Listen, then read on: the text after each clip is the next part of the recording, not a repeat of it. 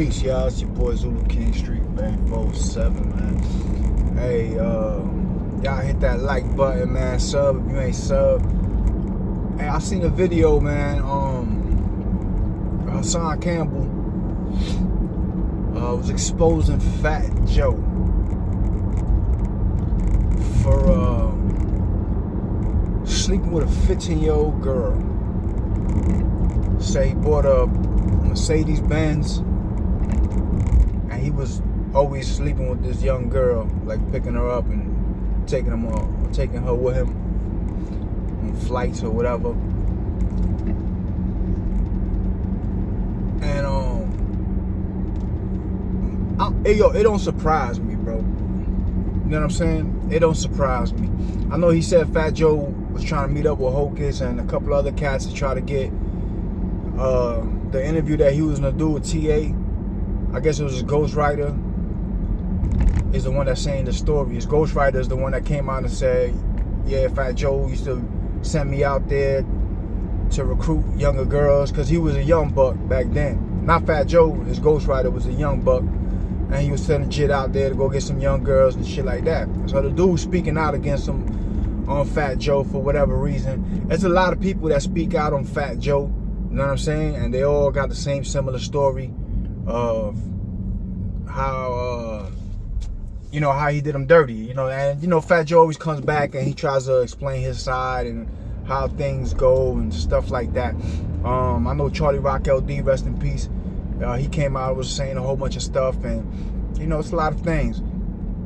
A lot of people are saying similar things, you know what I'm saying? So I'm a firm believer where there's smoke, there's fire. I mean, you can say what you want, but you know what I'm saying? Once a person keeps saying certain things about you constantly, there's got to be some truth to that, So this is the first time I hear this, though. You know what I mean? So supposedly Haas is gonna do an interview with the Jit, with the dude TA, and he's gonna say in his own words everything that happened. But it don't surprise me, bro. It don't surprise me, bro. A lot of these people in this music industry are like this, man. A lot of y'all forget. A lot of y'all pick and choose who y'all want to expose, who y'all want to talk about, and y'all forget. Yo, one of my favorite groups of all time, one of my favorite albums is from this group of all time, bro. Right? Those of you that know, I'm from Brooklyn, New York. You know what I mean? But I was raised down south. I was raised down here. You know what I'm saying? In Orlando. And so I got a culture. I got a different culture than a lot of cats. Like I'm from Sunset Park. Like my cousins and all them up there. Like I got a different culture from them because I got both sides. When hip hop first started and I came to Florida, I seen how Florida niggas and all that shit, they ain't really like New York niggas. And New York niggas ain't like Florida niggas. So you see both sides where they call them a Bama, and both sides was on some bullshit. You know what I'm saying? And then Florida started getting more into the hip hop scene. More and more rappers started coming out of Florida. And I seen the transition go from New York to down south. It went to the West Coast and then it went down south. You know what I'm saying? As far as hip hop. And one of my favorite groups was Goody Mob. They got an album called Still Standing. The album is crazy. Now, understand this, in hip hop, down south, at the beginning, the old south, I call it the old south because it got a new south. That new south shit, that new south kind of led me to think it has something to do with like trap music. I mean, it was trap music, it has something to do with the birth of drill music. That's another story. But they had MCs down here. Andre 3000, the Dungeon Family. You got Scarface. You had a lot of people that was dropping jewels out here. And out of that group, the Dungeon Family, CeeLo Green was sick, bro. I always thought he was sick when he rapped. And the nigga was dope. Andre 3000 was dope. CeeLo Green was dope as fuck too. You know what I'm saying? He had a message. He was nice. He could sing. Like the boy's lyrics, if you go back to that song, Who's That Peeping in My Window? Pow! Nobody Now. Pow's Prisoner of War. That whole song's about being locked up in the projects, a prisoner of war, with the government. You understand what I'm saying? When you break it down. But CeeLo Green did some rape shit with some chick, like drugged up and raped and all this bullshit. So after that, I was like, nah, I can't fuck with dude. And then he said some old foul shit after, like they questioned him about it. I forgot exactly what he said, but it was like he ain't care, like, you know what I mean? He was like, it is what it is type shit. So a lot of these rappers and a lot of these people in Hollywood, Fast and the Furious, the white boy, his girl was 15 years old. R. Kelly, Aaliyah, 15 years old. Poor Aaliyah. Aaliyah was getting passed around. Aaliyah, 15 years old. She was with Jay-Z. She was with R. Kelly. She was with Dame Dash. Like, come on. You know what I'm saying? 15 years old.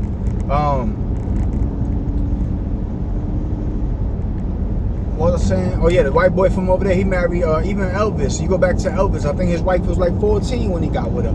So this been going on for a long, long time. And it's getting exposed more and more now, so it doesn't surprise me. You know what I'm saying? You know, you gotta protect your kids, man, from these people, man. Don't let like see the kids see these people as famous stars, industry, and they just get sucked into some shit like that. And it's not even that, because a lot of these people, even before the fame and all that, they was like that anyway. They was on the corner watching the kids come home from school. You know what I'm saying? Watching all the I listen. I used to be on L Block over here in Orlando. We used to be up there posted up. My little niggas was doing this 1-2. You know, niggas was doing their thing out there. Hanging out. That school, that corner we was on is Lancaster and Weingard. For those that know from Orlando, L Block, y'all know what it is.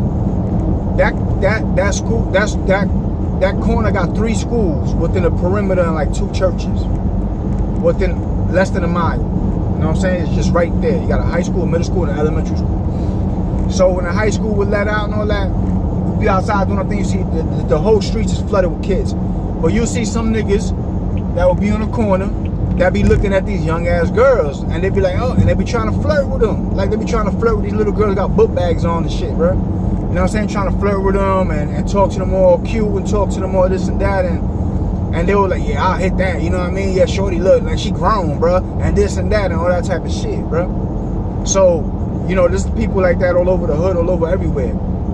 So for Fat Joe, for them to expose Fat Joe, it don't surprise me.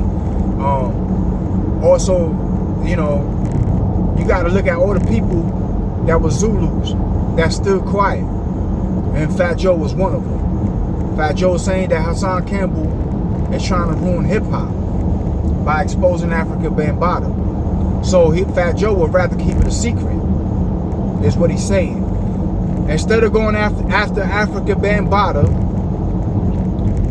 and ruining hip-hop and the image and tarnishing the culture of hip-hop, let's just keep it a secret that he's molesting little boys.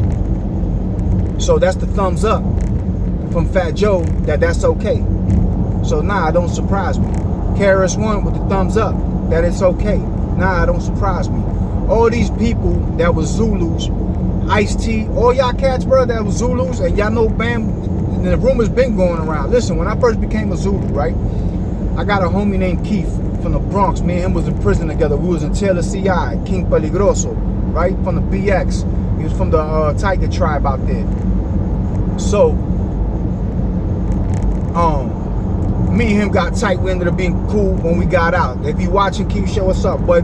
Stay safe, man. You know what I'm saying? But anyway, we got cool in there. Got out and we kept in contact. He got a cousin. Her name was Crystal. Me and her met. I forgot how me and her, through him, you know what I'm saying? Whatever. And one day we was talking. She see my Zulu beats on. She was like, yeah, I remember. This is like when I first, because when I went to prison the first time, I was already a Zulu. But when I got out and all that shit, I really took the shit serious and I went in the community doing work. I got my actual physical Zulu ID and all that like that. Before I didn't have none of that. So she's like, man, yeah, talking about the fat guy that used to, and she said a song, but I thought, for some reason, I thought she was talking about PM Dawn. The way she was like describing the dude. But she was like, that guy's a pedophile. That guy, she like, yo, I seen little boys coming out of his house there, and she was like, yo, she was with somebody in the car that got dropped off that was gay. She was like, I was with a dude that was in the car. He was gay. He was a younger kid when we was kids, and they dropped him off at that guy's house and at Bam's house, and you know he was sleeping with Bam. So I was like, what? And I was like, what? Nah, you got to be the wrong person. You know what I mean? I was like, nah, I think you're talking about PM Dawn. You feel me? But it was Bam. So if people in the community knew about this out there, so a lot of people that's from the Bronx, y'all knew about this and all that. So I know the rappers knew about that. You know what I'm saying? So all y'all rappers like Ice-T, Queen Latifah, all y'all Zulus, man. It's a lot of Zulus, bro. Even Lil Wayne joined the Zulu Nation later on. Lil Wayne, Joey Badass, Jimmy Fallon became an the comedian became an honorary member. All them people was brought in by Knife Wonder, right? Knife Wonder and Q-Tip from A Tribe Called Quest. Knife Wonder is the producer. So Knife Wonder and Q-Tip are in charge of bringing like celebrities into the Zulu Nation. They be bringing like the celebs into that shit. A lot of these celebrities, back old school rappers back in the days, Google Ice Cube, Zulu Nation. You'll see him on the set. You'll see him on the set of the movie Boys in the Hood wearing a Zulu Nation shirt with the Africa with the fist. All these cats is all affiliated with Zulu Nation or with members of Zulu Nation, from Ice-T to Busta Rhymes. Like all these people is like Zulus are affiliated, bro. You feel me? Y'all gotta realize too that Zulu Nation was an organization. It was a non-profit organization. It was not a gang. So therefore, you had different gang members that were Zulus. That's why Lil Wayne's a blood and he's a Zulu, because Zulu's not a gang. You understand what I'm saying? So you had a lot of different members that was Kings, Bloods, all kinds of shit, bro. So but these rappers, back to the point, the rappers that are staying quiet, it means you accepting this, and it means that you're okay with this. You feel me? Because if you wasn't okay with it, like the 95% of the Zulu Nation members that stepped off and said, fuck Zulu Nation, we stepping off, we're not promoting or standing behind no pedophile, because the nigga didn't want to, Bam Bada, Bam Africa Bam Booty didn't want to step down. You know what I'm saying? So he didn't want to step down, everybody stepped off. That was the voice of the people, of the majority of the Zulu Nation. They said, we ain't rocking with you. Now these rappers, these DJs, Soul Sonic Force, and all these people coming out like, oh, why they trying to take us out of history? We're not Bam. Y'all knew what he was doing, bro. What is you talking about, man? What is he talking about? How you on tour with Bam, nigga, your whole career, and you don't know what this man is doing, but everybody else know what he doing? The man never had a girlfriend in his goddamn life.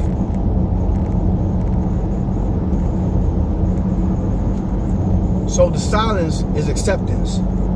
In other words, y'all accepting what he's doing. Or better yet, like Fat Joe, let's just keep it quiet and not ruin the culture of hip-hop. I love the culture of hip-hop. I am hip-hop. I can't go nowhere without tagging something up. That's just how I am. You know what I'm saying? I'm going to tag something up. I grew up like that. I love breakdancing. All the events I ever did in the community were breakdancing events. And I rap, nigga. I do music. I just don't be on here doing music because I feel like I'm so behind on the music. Because I was in and out of jail, in and out of jail, in and out of prison, in and out of prison. If I would have been focused and I went to prison on that, I'd have blew up. But nah, you feel me? So I don't even care about none of that shit no more. But I love the culture, and every event I ever did for the community out here in Orlando was breakdance events. I don't breakdance like that. I just love watching people breakdance. They look free as fuck out there. They look happy. They in their zone. I love watching it. So I would put together breakdance events. I never put my name on a flyer. I never put my face on a flyer. Ever have I ever did that. Put my name or face on a flyer of an event that I was doing. Because I wasn't doing it for that. I was doing it for the community. We was doing B-Boys for Toys for the Christmas time. Charging people toys to get in and donating them to the children's hospitals. I got certificates from the hospitals saying thank you and all that. You understand what I'm saying? But I never put my name on a flyer. I never did none of that. Because it wasn't about that. It was all about the community shit. You know what I mean? But then, when I found out this, I was like, man, fuck all that, bro. If I'm gonna do something, I'm gonna do it for myself, for the community, myself. I don't have to do it for none of that. And I'm not standing behind no pedophiles. I'm not standing behind nobody that accepts a pedophile. I'm not standing behind a pedophile. You understand what I'm saying? Unless I'm gonna put one in his head. I stand behind him and pulling in his head.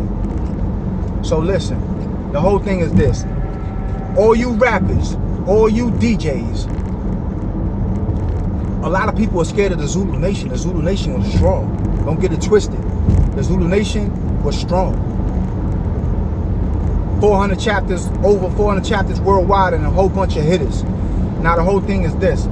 And imagine, they're all from different people. A lot of people is from different gangs now. You rappers and you DJs, you producers that are quiet, that ain't saying nothing. Like Ninth Wonder. Why you ain't saying nothing?